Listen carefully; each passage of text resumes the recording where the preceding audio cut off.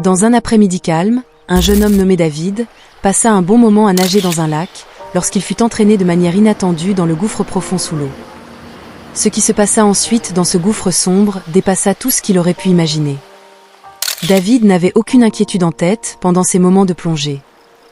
Il nageait dans ce lac presque tous les dimanches sans jamais avoir de problème, mais il ne savait pas que ce jour devrait être radicalement différent. Alors qu'il nageait vers le rivage, il réalisa soudainement qu'il ne se rapprochait pas, peu importe la difficulté avec laquelle il nageait. Il ne lui fallut pas longtemps pour se rendre compte que l'eau le tirait vers l'arrière au lieu de couler avec lui.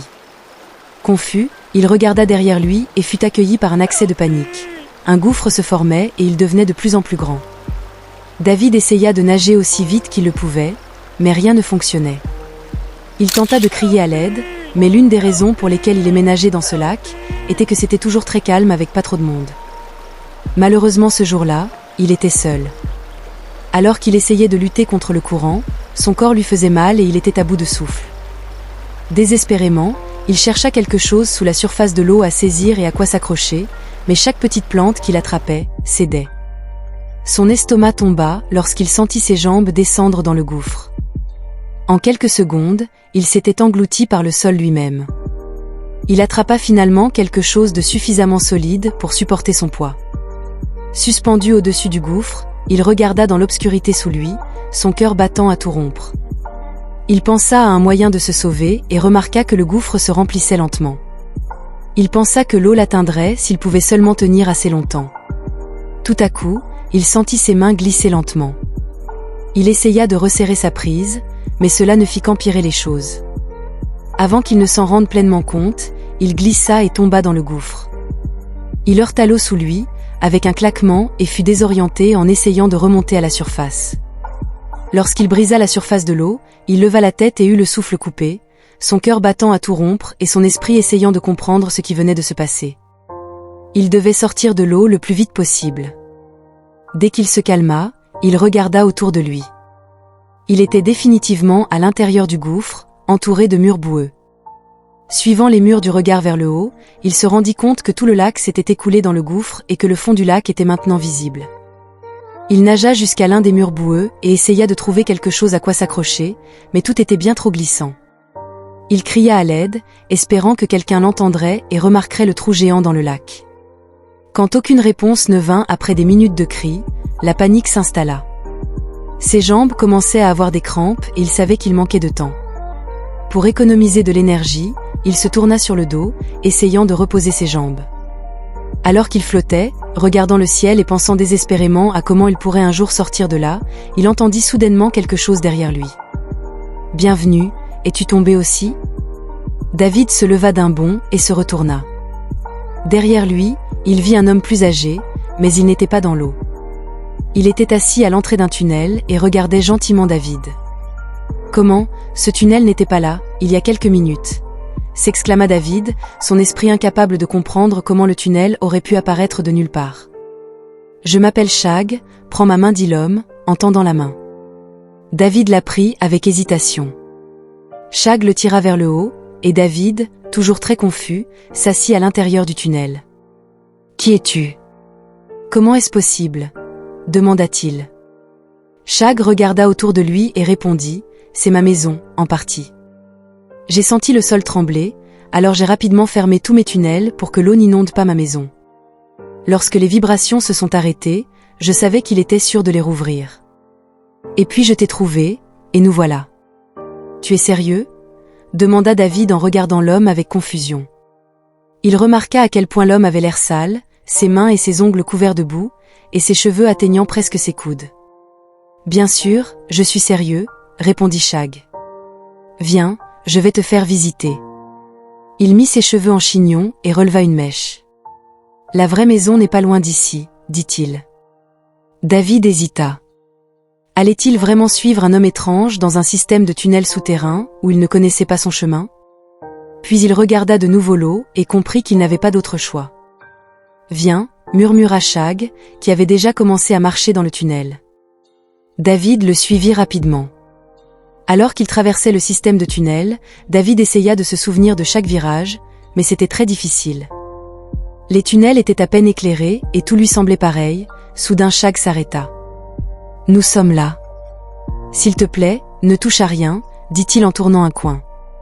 Ils entrèrent dans une grande pièce souterraine remplie de meubles faits de terre et de bâtons. « C'est ta maison ?» demanda David, presque trop abasourdi pour parler. « Oui, je ne suis pas allé dans le monde réel depuis presque 5 ans maintenant, » répondit Shag. « Mais comment manges-tu » demanda David. Shag sourit. « Le sol me fournit tout ce dont j'ai besoin. » Conduisant David plus loin dans la pièce, Shag lui montra un engin intelligent fait de racines entrelacées dans des feuilles, canalisant les gouttelettes d'eau de pluie dans une cruche. « La plomberie de la nature », dit-il en souriant. David fut également étonné par les rangées de grandes pierres plates où prospéraient des champignons de différentes formes et tailles. Il était clair que cette subsistance innovante avait impressionné David. Au-delà de la cuisine, un passage voûté s'ouvrait sur les chambres de Shag. Un lit ingénieusement fabriqué à partir de terre compactée était recouvert de couches de feuilles séchées, fournissant un coussin moelleux. Des étagères en argile et en pierre présentaient des effets personnels, témoignant des années de Shag sous terre. Chaque pièce a sa mémoire, remarqua Shag en observant David tracer ses doigts sur les murs d'argile, sentant leur texture froide et rugueuse, et comprenant l'équilibre délicat entre solitude et le confort que Shag avait créé. Une autre alcôve révéla la précieuse collection de Shag. Des étagères sculptées dans les murs exposaient des livres usés, leurs pages jaunies et leurs couvertures effilochées. David en sortit un volume dont le titre était à peine lisible. Shag remarqua « Des livres du monde extérieur, ma connexion avec le passé ». Certains sont méticuleusement enveloppés dans des feuilles pour les protéger de l'humidité, murmura-t-il par la suite. Pour David, cette bibliothèque symbolisait le profond respect de l'homme pour la connaissance malgré l'isolement. Shag guida David vers une pièce circulaire, dont les murs étaient polis et lisses. Il exhorta David à hésiter, avant de prononcer un mot. Sa voix rebondit, amplifiée et déformée, créant un effet étrange. La pièce semblait avoir sa propre pulsation, amplifiant chaque son. Cela peut être troublant, mais aussi hypnotisant, commenta Shag. David hocha la tête, intrigué par les astuces auditives de la chambre, se sentant à la fois impressionné et légèrement déconcerté. En s'aventurant plus profondément, David s'accorda avec la symphonie du sous-sol. Le ruissellement rythmique de l'eau résonnait au loin, et le doux bourdonnement des insectes souterrains devenait perceptible. Le propre orchestre de la nature, murmura Shag, sa voix remplie de respect. Pour David, ces sons étaient un rappel apaisant du pouls du monde, même dans les cavernes les plus profondes. Près d'un foyer alimenté par des champignons phosphorescents, le visage de Shag prit une lueur nostalgique. Les flammes dansaient différemment là. C'est un peu comme les récits de mon voyage, dit Shag. David, captivé, se pencha dans les lumières vacillantes, projetant des ombres dramatiques sur les murs, rendant l'environnement encore plus surréaliste. J'ai déjà marché là où tu es maintenant, commenta Shag, avec un regard lointain dans ses yeux. J'étais un archéologue. Les anciennes villes souterraines étaient ma spécialité. David écoutait attentivement, imaginant un jeune Shag explorant avec enthousiasme les ruines, désireux de découvrir des mondes perdus. Le frisson de la découverte, l'attrait de l'inconnu, c'était enivrant, se rappela Shag. Mais une expédition m'a égaré. Fasciné par une série de cavernes, j'ai erré plus profondément à chaque détour, avec chaque promesse de quelque chose de merveilleux. Mais bientôt, les chemins se sont tordus sur eux-mêmes et la lumière du jour est devenue un souvenir. David avait du mal à visualiser l'isolement qui s'ensuivit pour Shag, se demandant comment il avait pu survivre seul dans des eaux souterraines. Le désespoir croissant de Shag alors que le monde d'en haut s'estompait. Les jours se transformèrent en semaines. Seul avec des fournitures en diminution, il fit face à une décision. Shag prit une profonde respiration et au lieu de chercher sans fin une sortie, choisit d'embrasser l'obscurité pour créer une villa. David essaya de sonder la profondeur de ce choix, le courage qu'il fallut pour forger une maison dans un tel isolement. Pour vivre hors du réseau, détaché des exigences de la société, c'était libérateur, pensa-t-il. Sa voix forte et claire, ici-bas, trouva la paix, une simplicité souvent absente du monde d'en haut. David réfléchit, déchiré entre son désir de retourner au-dessus et de comprendre la liberté dont parlait Shag de l'underground. C'était indéniable. Son calme et son réconfort contrastaient fortement avec le monde animé que David connaissait autrefois. Tout semblait maintenant étrange. Chaque bruit inattendu le réveillait, et les ombres semblaient se transformer en formes inconnues. Le sommeil restait insaisissable alors que son subconscient s'enchevêtrait dans cet environnement étranger, approfondissant son sentiment de malaise. En observant Shag, David remarqua ses fréquents murmures secrets à lui-même, chaque mot étouffé et furtif. Cela approfondissait le sentiment de méfiance de David. Est-ce qu'il était vraiment son ami, ou y avait-il autre chose qui se cachait sous la surface? Il se sentait désormais comme pris au piège. Le comportement énigmatique de l'homme plus âgé soulevait des questions et alimentait les appréhensions croissantes de David. Son comportement devenait de plus en plus énigmatique. L'agitation intérieure était incessante. David était-il ingrat, ou son instinct de conservation sonnait-il l'alarme alors qu'il déambulait dans les tunnels? Étaient-ils vraiment les seuls habitants de ce vaste royaume souterrain, ou y avait-il des entités invisibles observant silencieusement chacun de leurs mouvements? La présence autrefois réconfortante de Shag provoquait désormais de l'anxiété. Chaque regard partagé était lourd de tensions tacites. Les mots devenaient clairsemés, remplacés par de longs silences inquiets. Le lien initialement formé dans l'émerveillement mutuel devenait de plus en plus fragile alors que les soupçons obscurcissaient l'esprit de David.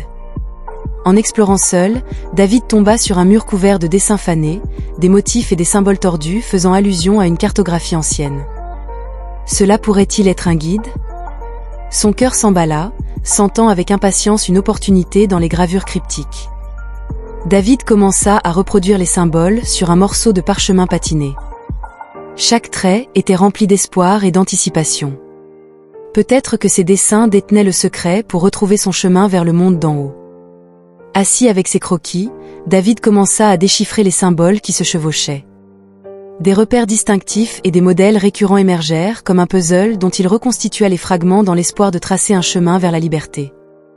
L'exaltation et l'inquiétude envahirent David. Si ses interprétations étaient correctes, il pouvait avoir une issue, mais avec cette révélation vint le poids de la décision. Les possibilités d'évasion et les risques qui l'accompagnaient devenaient importants. Partagerait-il ses découvertes avec Shag ou les garderait-il pour lui? La confiance était désormais un luxe qu'il n'était pas sûr de pouvoir se permettre.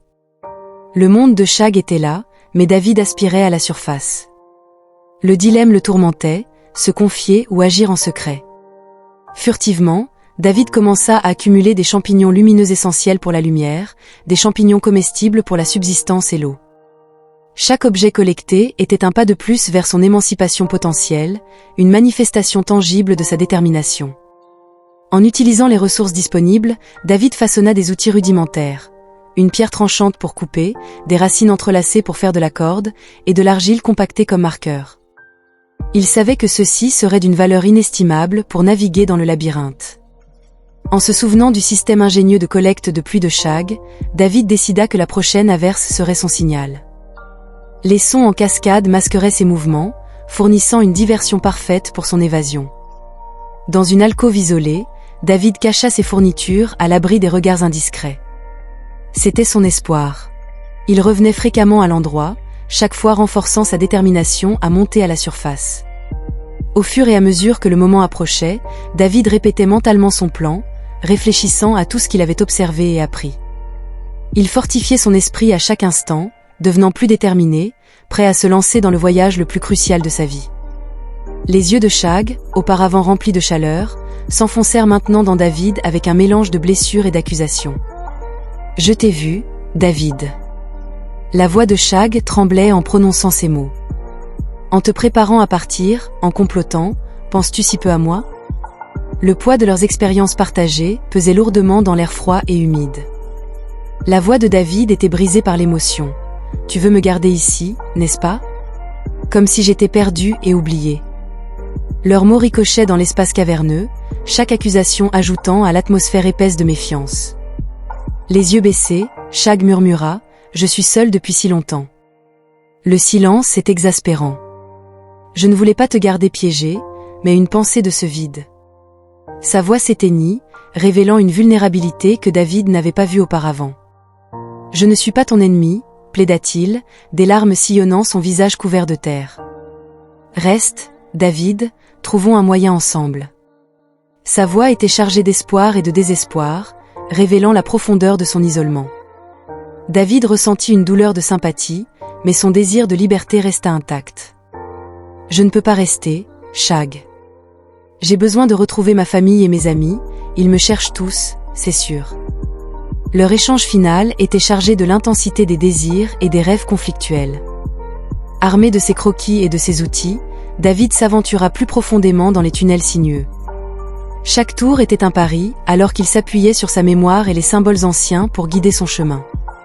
Plus il avançait, plus la grotte semblait prendre vie.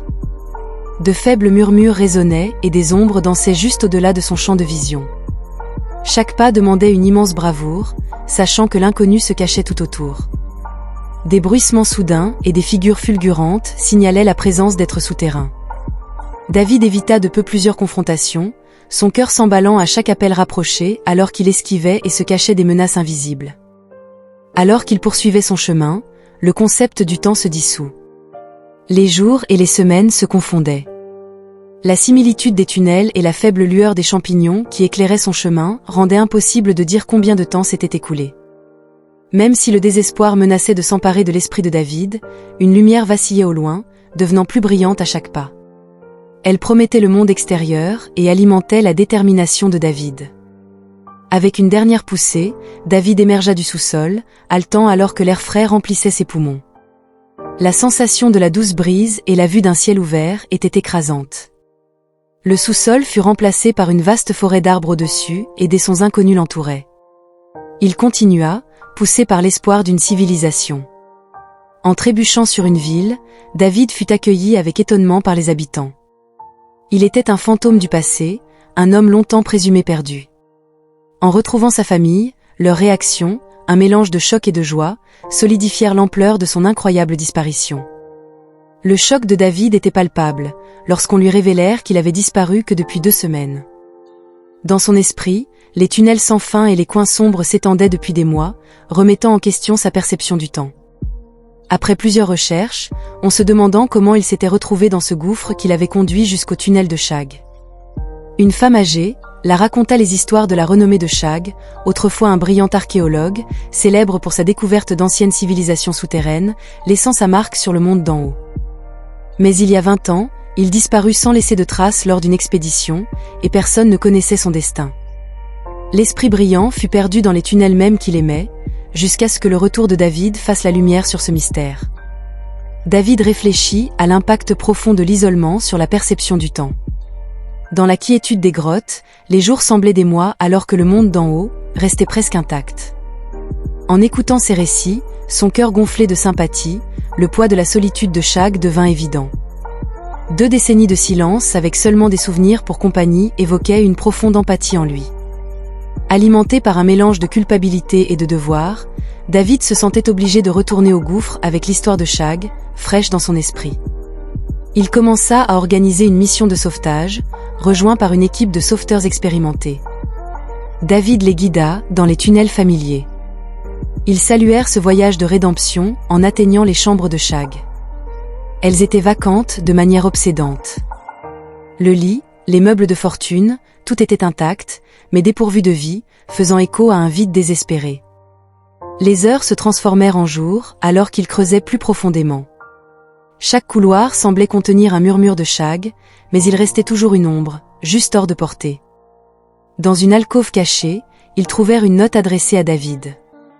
Les mots de Shag exprimaient sincèrement sa gratitude pour la brève compagnie et exhortaient David à vivre librement. Il écrivit sur son choix de rester dans la clandestinité, sa vraie maison. David, changé pour toujours, décida d'écrire leur voyage commun. Des pages émergea une histoire de désespoir, d'espoir et de compréhension. La légende de Shag fut immortalisée, un témoignage de la résilience de l'esprit humain et des liens formés dans les endroits les plus inattendus. Merci d'avoir regardé et à la prochaine dans une nouvelle histoire émouvante.